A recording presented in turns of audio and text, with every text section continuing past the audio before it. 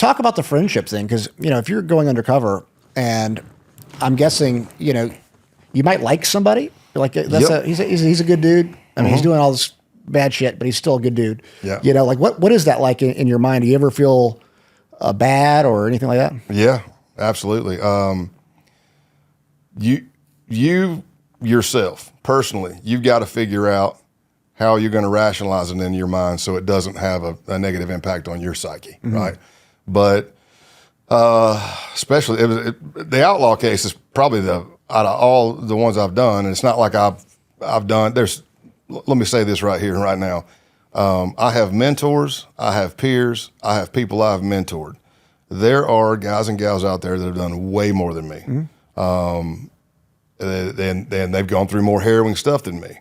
And they're not on here for whatever reason. So, but I always want to pay respect and just know it's coming from a humble place. Sure. But tell me again. I was saying, what's it like with the friendship? The friendship. Yeah. So on that 2-year case, there was one guy in particular, and his name was Scott, and he wasn't a patch member either, but everybody in the Outlaws respected him, and he had some working ties with mafia stuff too. But he and I just bonded. We were like they say, man, it's cliche, right? 2 peas in a pod. It's just like, man, we would finish each other's sentences, work out together, drink together. It even got to the point to where you're not going to put him in the operations plan for the FBI, but like people would be like, hey, is Scott going to be out there with you tonight? And I'd go, yeah. And then everybody would go, okay, cool. Because they knew he would fight for me and take a bullet for me and vice versa, really. But this is in the book. And when I go teach the law enforcement stuff, I do a block surrounding this time, because what ended up happening is I found my threshold over a 3-year period. I worked myself too hard. And for me, I met my threshold. I stopped taking care of myself and I crashed. But during this case, he and I really, we bonded. And it's again, you see it. We get trained in it. You should know better. But I was treated better by the Outlaws than the FBI a lot of times. I had, my first or second shoulder surgery at that time. The day of my surgery, I had 5 messages from one of the case team members, and they knew I was in surgery. They were just like, hey, when you get this, you need to do this, you need to do this, you need to do this. And I'm like, what the, And what I'm getting on the Nextel, because Nextels were big back then, I get, hey, brother, I'm just checking on you. How's things going? How's your shoulder? I love you, brother. I love you too. And you're like, it's not like I'm going to turn bad and go to the dark side against the FBI, but yeah, it's tough. Yeah. And then as the years went on in other cases, some I never really liked anybody, but I have to usually, especially if it's going to go long term, for me, I have to bond with somebody. Sure. And I saw one. I did one in Tennessee for 1.5 years, and that was a full-time one. And probably about 5 or so years ago, everybody pled guilty on that. I think we arrested like 52 people. But somebody sent me an obituary, and it was the main guy that infiltrated, man. And you see it, and it's like, oh man, it's just a somber feeling, because you spend time with them.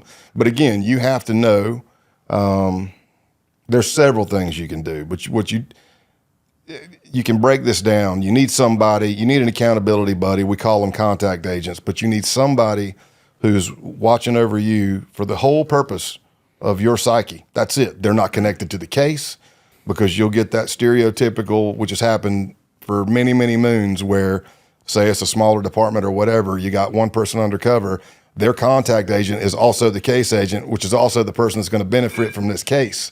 So all they want is for you to succeed no matter what. They're not looking out for your best interest. And you being a type A, we're not going to stop. Right. I'm not going to stop. Same with a lot of your military friends and stuff. And my friends, same thing. Tactical guys, we're going in. I'm not stopping. Yeah. And if you apply that warrior mentality type thinking, if you apply that to everything in your life, it can be detrimental. So, you definitely make friendships, and you just have to know, where that line is. And maybe let's just say for the outlaw thing, we're getting ready to do that 40 kilo, 1,000-pound deal. And this guy who told me he has 4 daughters, he almost went to jail, looking at serious time. He got out of it. He's not doing this stuff anymore. Wanted in. And maybe, it's not like I'm saying, hey, I'm FBI, or I'm saying, you don't do this, you're not doing this. No, but because that would be wrong. I'd be overstepping my bounds. But I can look at you and go, why are you doing this? Right. I mean, why are you? I mean, you told me you got 4 daughters. What are you doing? I mean, you don't have to do this for our friendship. That's all I'm telling you. Yeah. No, I'm in. Okay. Gotcha. Did you ever have somebody that wanted to do something and you said, hey, you shouldn't do this, and they didn't do it? They ever take your advice? Well, I've slowed people down. I mean, that was the white supremacy, one of the white supremacy cases. I mean, they're ready to go kill somebody like that week. If we wouldn't have found out that they were planning a murder plot, I literally would have showed up to a campsite and I would have found out right then, hey, leave your cell phones. We're all getting ready to go murder somebody, which is going to be like, okay, I'm not leaving my cell phone. Do we blow the whole case right now? How do we do this? Is the team coming in? So yeah. But I'm trying to think like on a personal level. Yeah, I find it very interesting, like the personal level, because, to me, human connection is the most important thing. And whether if someone's there's a lot of reasonably good people that are doing bad things, and so I could imagine probably the hardest part for me would be caring for someone and knowing that, you're undercover, you've got your job, they're doing something very illegal and they need to be held responsible, but also like wanting the best for them overall too. So that's got to be a hard thing for the psyche. Love a success story. And as a law enforcement officer, pretty much my entire career, when I sit somebody down at the table, I tell them, with the exception of maybe a pedophile, but I tell them, I go, hey, I'm not saying I think you're a bad person. I'm not saying I disagree with what you did. What I'm saying is you're an adult and you made a choice to commit a crime and now you're caught. So let's just start here. I do that all the time. And I'll tell people, I'm like, man, matter of fact, there's one now that I'm retired that I helped get arrested who was a white supremacist. He's now flipped. I made sure it was okay with the assistant United States attorney and the United States attorney's office, but I did a letter on behalf of his character for his sentencing. And because I said, man, as long as you're doing the right thing, I'll do anything I can to help you, you know? And there's very few things in a law enforcement career that I've loved more than a success story from somebody learning from their mistakes, turning their life around for the better, you know? And now this one particular guy, he was worried about having a felony on his record trying to get a job. I said, well, who better to be your somebody that they can call than the guy who helped get you arrested, right? You know? Yeah. If you're doing the right thing. But yeah, and I'll tell them, I'll go, look at me. I am not a cookie cutter FBI guy. Right. I had tattoos when I came in. Hoover would have never hired me, right. You know? But, and I committed all kinds of crimes growing up. I just didn't get caught. Right. Well, there was a funny moment at the sheriff's office when I got hired at. They had this sheet, and it basically said something to the effect of, circle any of the following crimes you've ever committed, even if you never were caught. Well, I was just being honest. I mean, I circled public indecency, DUI, malicious damage, petty larceny. I mean, I was circling all kinds of stuff. And they were like, are you serious? And I'd go, yeah. And I told them all the stories. And I don't know, maybe they thought it was good that I was being honest, but, you know. They let you through. So, yeah, so I can connect with, again, and, you know, you look at your family and this, that, and the other. I try to, unless it's time to be unrespected, you know, like if they've done something like that, but I try to be respectful. And, you know, going through this book writing process, I never coined it this way, but my friends who are my literary agents, they termed it this way. They said, you know, you refuse to dehumanize people.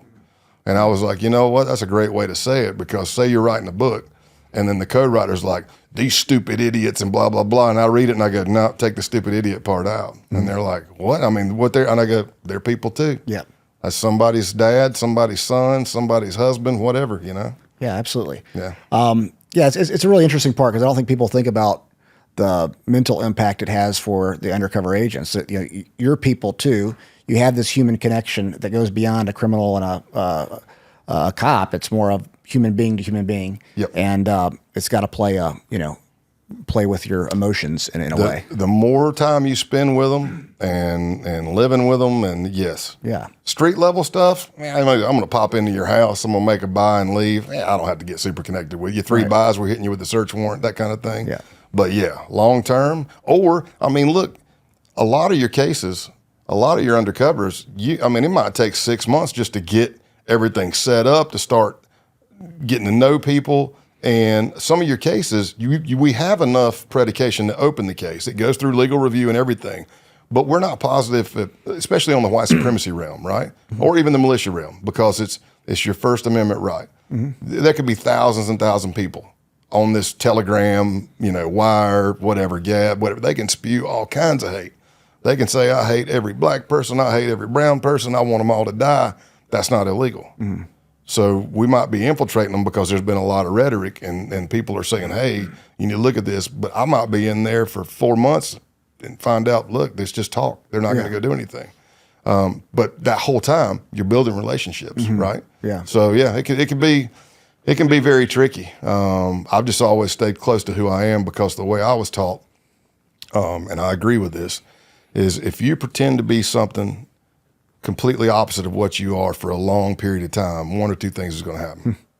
You're either going to become it or you're going to slip up and get caught.